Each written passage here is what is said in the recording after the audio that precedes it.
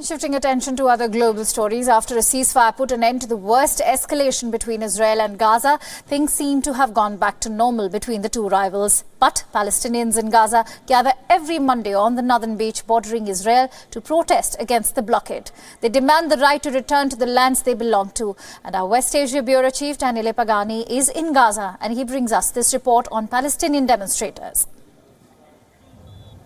Every Monday, Palestinians gather on the beach north to the Gaza Strip on the border with Israel. They protest and demand the right to return to the land from where they were displaced after the wars with Israel.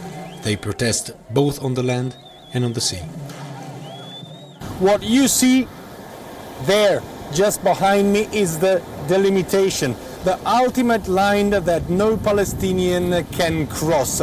Normally during the beach protest, this is what they are called, there are some boats which start circling around and getting closer and closer to that fence, and they are risking very much because that delimitation defines what is an enemy for the Israeli forces. So the closer you get to that delimitation, or even if you try to cross that delimitation, makes you an enemy, and so you will be treated by the Israeli forces as such. This means that if you get close to that defining line, you can be shot at with live ammunition and considered as an individual who is trying to break into Israel from the Palestinian territory. Groups of boats gather in the sea, and some of them start moving towards the border to provoke the Israeli forces. Israeli naval unit patrol the sea and shoot live ammunition and tear gas canisters to deter them. As time goes by, people move closer to the fence, and some start using slings to throw stones at the faraway soldiers who respond with live fire.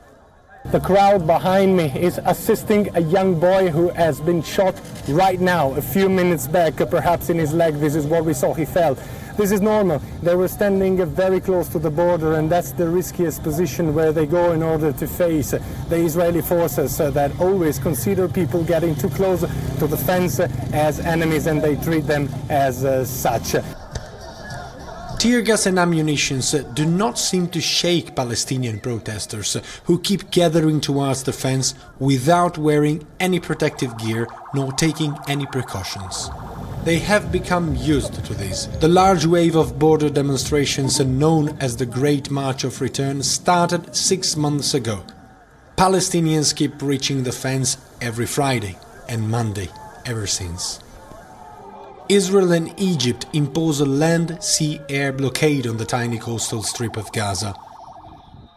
Tel Aviv sealed off the area after Hamas won elections in 2007. Israel considers Hamas a terrorist organization. Tel Aviv says isolating Gaza is the only way to protect its territory and blames Hamas for the suffering of Gaza people.